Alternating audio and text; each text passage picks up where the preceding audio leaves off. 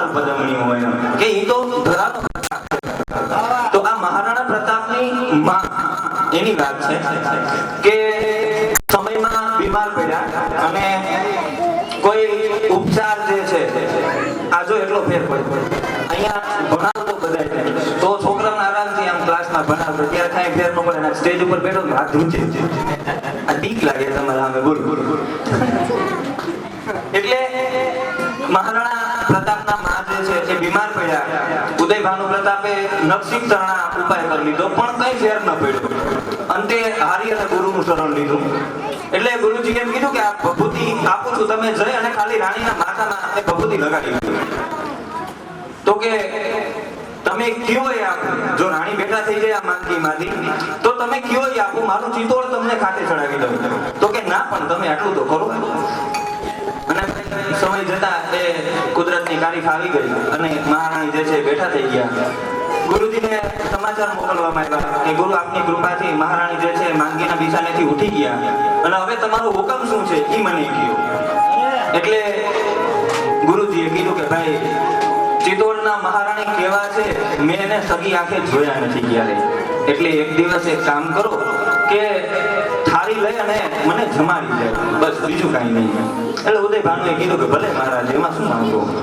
સાંજે આવશે તમને જમાડી જશે રાણીને હુકમ દીધો કે ભાઈ આજ સાંજે સોનાની થાળી લઈ અને ગુરુજીને જમાડવા જવાનું છે ને ભાઈ પતિનો હુકમ એટલે પરમેશ્વરનો હુકમ એમ એટલે સાંજે 32 ભાતના ભોજન તૈયાર થયા મહારાણી જે છે એ હાથમાં થાળી લઈ અને ગુરુજીને જમાડવા જાય છે પણ મહેલના 5 પગથિયા જ્યાં ઉતરે છે ને ત્યાં તો યાદ આવ્યું કે હું કોણ ચિત્તોડની મહારાણી અને પરપુરુષને જમાડવા જવા એ પણ સાંજે ના મારું મૂળ મને એની આજ્ઞા નથી આપતું એટલે પાછા 5 પગથિયા ઉપર ચડી ગયા પણ વળી પાછા 5 પગથિયા ઉપર ચડતાની સાથે પતિનો હુકમ યાદ આવ્યો કે ન જાવે એટલે હવારે ધડ ઉપર મસ્તક સલામત તો ન જ રહીએ કારણ કે આ તો રાણાનો હુકમ ભાઈ ઉદય ભાનુ પ્રતાપનો હુકમનો અનાદર કરવો એટલે શું કરવું પણ આ દ્વિધાની અંદર 5 પગથિયા ઉતરે છે 5 પગથિયા ચડે છે આમ કરતા કરતા હવાર પડી ગયું ખબર ન પડી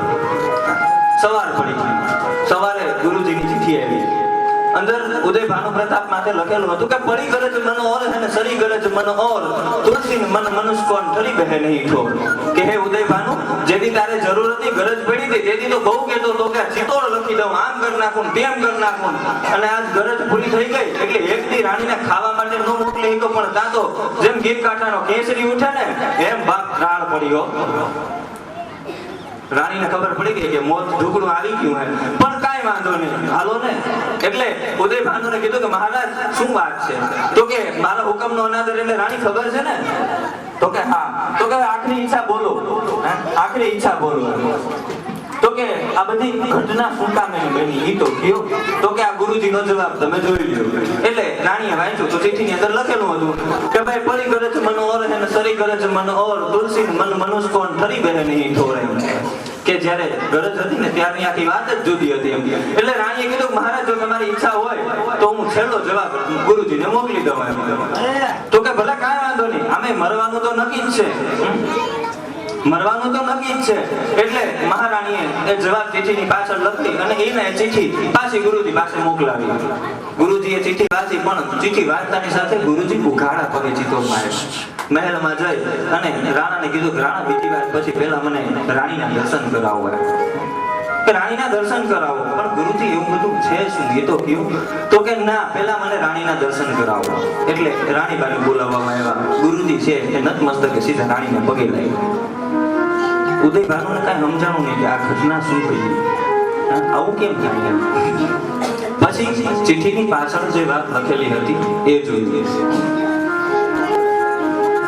એમાં લખેલું શું હતું એ પ્રશ્ન હતો કે આ ઘટના જે બની એની પાછળ મુખ્ય વસ્તુ રાણીનો જવાબ હતો રાણીએ પાછળ લખેલું હતું કે બોલ બચન બેઠન નદીએ ચલન નદીએ કુલરાજ બહુ સારો જવાબ લખ્યો બોલ બચન બેઠન નદીએ ચલન નદીએ કુલરાજ કે મારા પતિનું જે વચન હતું એ પરમેશ્વરનું વચન હતું એ મને એક જગ્યાએ બેહવા નહોતું દેતું બોલ વચન બેઠન ન દીએ ચલન ન દઈએ કુળ લાજ અને મારા કુળની લાજ જે છે એ મને હાલવા નહોતી દેતી એટલે કે બોલ વચન બેઠન ન દીએ ને ચલન ન દીએ કુળ લાજ આવક જાવન મહિન ઉદય ભયો ઉદય રાજ કે આ આવક જાવક કરવામાં જ છે એની કુખમાંથી જે કુંવર પાક છે ને બાપ ત્યાં સુધી તારા ચિત્તોડની કાકડી નહીં હલે અને મહારાણા પ્રતાપ એનો દીકરો બાપ એટલે આવી સાહિત્યની વાતો પડી છે અને આ માતાના ગુણગાન જે છે એ સાહિત્યની અંદર બોલાય છે આ તો કાંતિભાઈ વાત કરીને મને આ એક વાત યાદ આવી ગઈ એટલે થોડી પૂર્તિના ભાવે કર્યું બાકી આપણા ધંધાની ખોટા જાગરના કરાઈ મરે બાળની જેણે શિવાજી જન્મો હતો તલવાર તેરી ધાર પર જણે દુધન રાખ્યો હતો પડકાર કરતી પુત્રને મરજે સમર મેદાનમાં અમદેશની આર્ય રમણી અમર છે ઇતિહાસમાં આવી જ્યારે રાણીઓ હોય બીજા બાઈ જેવી હોય અને એના ઉદરમાંથી શિવા જન્મ નવ હોત કોન હિંદવાન કહાવત રહતન કિસકી લાજ સભી સુની હો જાવત મંદિર મૂર્તિ નવ રહત સબ હોવત ઇસ્લામ હત્યા હોત સબ ગવન કી જલદ જનોય ભ્રમણ કી કહે કિશન શિવાનો હોત તો રહત નામ હિંદવાન કા ભલામણો આવા પુરુષને જ્યારે એની માં એમ કહેવાય કે જગતની બાલુડાને માત હી જોડે રણાણ ડુંગરા ડોલે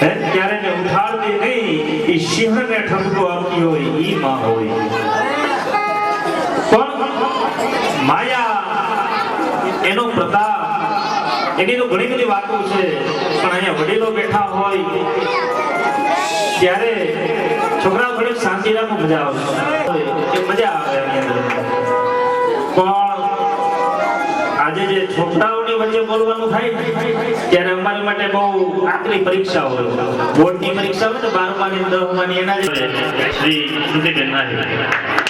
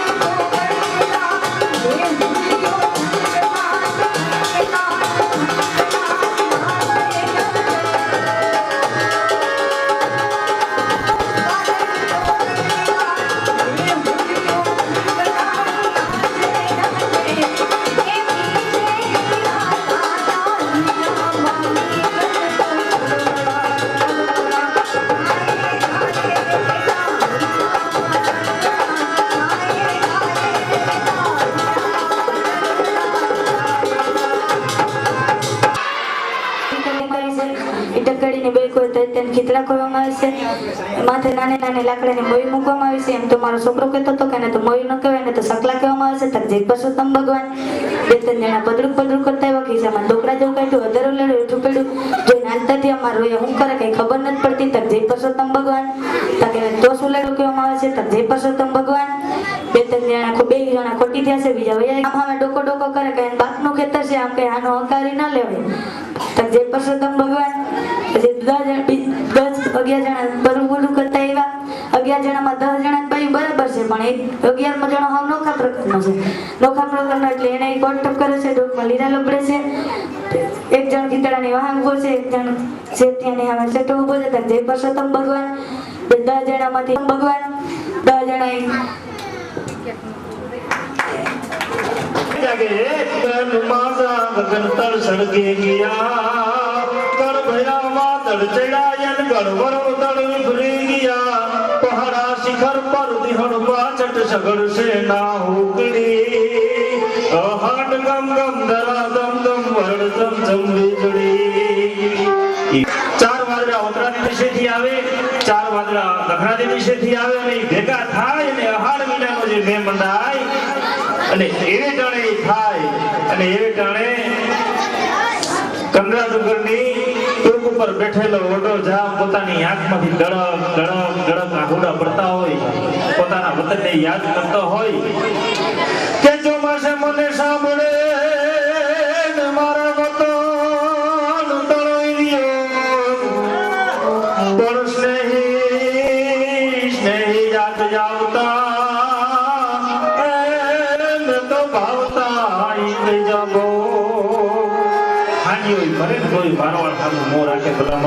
તો અહીંયા જે બધા બાલુડા ભોલતા બેઠા છે ને એને પોતાનું વતન યાદ આવતું હશે, કારણ કે પરીક્ષાઓ પૂરી થઈ ગઈ છે. હવે ઘેર જવાની ઉતાવળ હોય છે અને અમને ઉતાવળ છે. તો ખરેખર અમને શાંતિથી સાંભળ્યા છોકરાઓએ, શિક્ષકગણો, વડીલો, તો એ સૌનો ખૂબ ખૂબ આભાર. અને અહીંયા હું તો હવે આપણે એક છેલ્લું ભજન લઈ લઈએ. સુધીબેનને વિનંતી કરું કે એવું ભજન સંભળાવે ખરેખર મજા આવી જશે. એનું કારણ છે કે એ ભજન સાંભળશો ને એટલે બધા હાથે ડાન્સ કરવા માંડજો. છેલ્લા ભજન કરીને પૂર્ણાવતી કરીશું કે તમે થાકો એમ નથી અને અમને થકી દેવો એવું લાગે છે.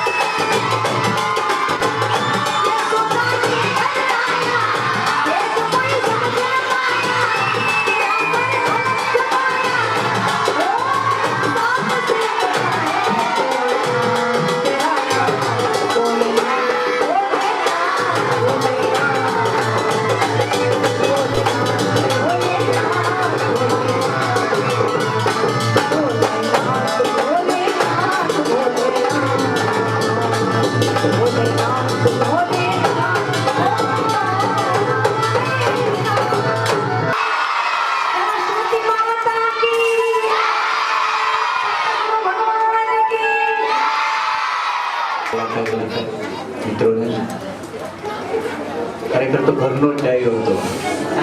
ભૂપતભાઈ એમનો પુત્ર અહીંયા ઉમંગ એ પણ અહીંયા જ ભણે છે. શ્રુતિબેન એમના બેન ભક્તિ એ પણ આપણી સંસ્થામાં જ ભણે છે. અને અશ્વિનભાઈ એ તો આપણા જ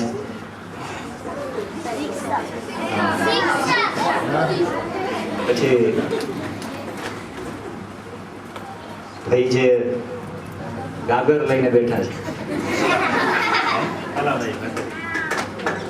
ભાટુભાઈ માણભટ્ટ કાવ્ય આવતું યાદ છે ને બધાને? એ વારસો પાછો આવી રહ્યો છે. ગાગર લઈને ચમચી અને ગાગરથી બહુ સરસ.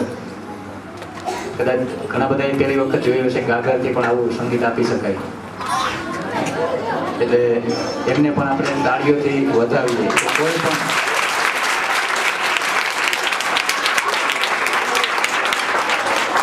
એવા સરસ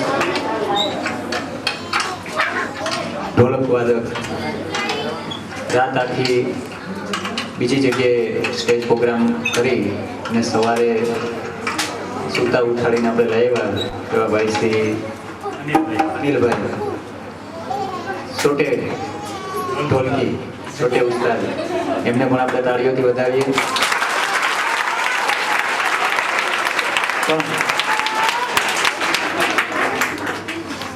છેલ્લે એક મિનિટ ટૂંકમાં એ આપણે એમનો ભાવ પ્રતિભાવ આપે પછી આપણે એમને કેવો જે અમારા લોક ડાયરાના માણનાર મોટા મુરબ્બીઓ કેવો એમનો તરફથી પ્રતિભાવ મળતો. ખરેખર સમજતા હતા કે સમજાવ વગર આપતા હતા. અહીંયા થોડાક મિત્રો તો એવા હતા કેજીના ક્લાસના કે કોઈ ઉફરની જરૂર જ નથી પડતી. શ્રુતિબેનની સામે જ હાવભાવ સાથે જીલતા હતા. એનો હાવભાવ તો એમને કહીએ એક મિનિટ માટે એમને કેવું રહ્યું એ બધા જ થોડો રિવ્યુ આપે. બરાબર, ખૂબ મજા આવી. અને તમને વધુ મજા આવી એ જોઈને એનાથી વધારે મજા આવી. બરાબર, તો આજ મજા જ આવ્યા રાખી આપણને. હો, આમ તો ખરેખર બોલવાનો વિષય મારો છે નહીં, પણ આજે ભીમસી સરે ઈ પણ શીખવાડી દેશે મને. અમે સ્કૂલમાં ભણતા ત્યારે આવા કાર્યક્રમ બહુ ઓછા થતા, પણ જેવા થતા એવા અમે થોડો ભાગ લેતા એટલે થોડું ઘણું અમને આવડ્યું અને અમારી ખાલી ભાષામાં તમને સંભળાવ્યું, તમને આનંદ કરાવ્યો, તમને મજા આવી. એ બદલ ખૂબ ખૂબ આભાર.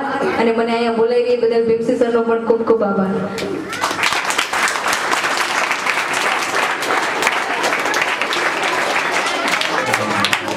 ખરેખર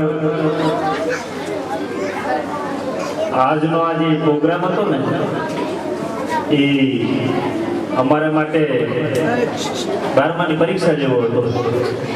પણ છતાંય અમને તો મજા આવી. છોકરાઓ, તમને મજા આવી કે નહીં? ખરેખર જે નાના બાળકો છે ને, તમે બધા તમારી અંદરમાં રહેલી શક્તિને તમે ઓળખો.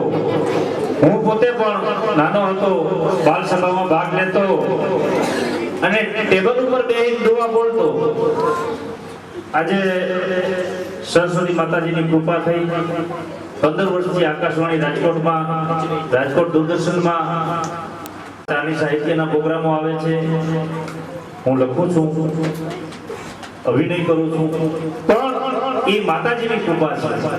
અને તમને બધા ઉપર પણ માતાજીની કૃપા થાય એવા મારા આશીષ સાથે મારા શબ્દોનો વિરામ આપું. એટલે રંગનો રંગ લાગે, રંગનો સંગ લાગે. આ રંગમંચ એવો છે, આ વ્યાસપીઠ એવી છે કે રંગનો સંગ લાગી જાય તો કેવો લાગે. પણ જો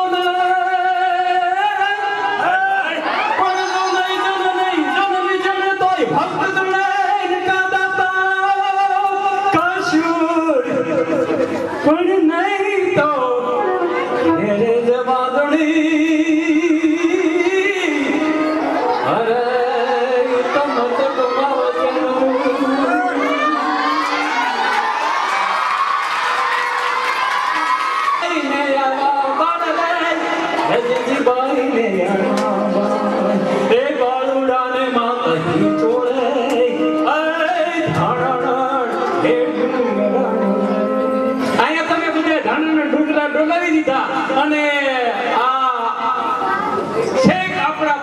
ડુંગરમાંથી ઈ પડઘા પડીને અહીંયા આવ્યા અને તમારી હોંકળમાં ઉતરી ગયા એ માટે ધન્યવાદ.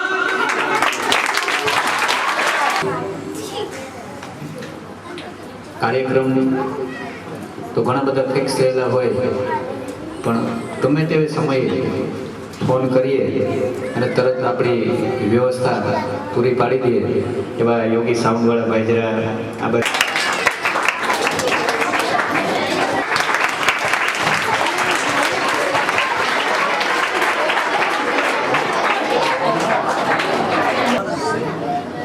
કે એમના હાવભાવ શબ્દોની સાથે કદાચ હું આગળ બેઠો હતો ન બેઠો હોત તો એ સ્ટેજ ઉપર ચડી જાય કોઈને કેવું ન પડે. એકદમ રિયલ અને કહીએ ને નેચરોપેથી એના જો એકદમ નેચરલ. પણ ખૂબ આનંદ થયો, ખૂબ મજા આવી. ખરેખર શ્રુતિબેનના મમ્મી પણ અહીંયા ઉપસ્થિત છે. એમણે તો મેં કીધું તમને કેવું લાગ્યું હતું કે ખરેખર આવું દરેક સ્કૂલમાં દર મહિને એકાદ વખત પ્રોગ્રામ થવો જોઈએ.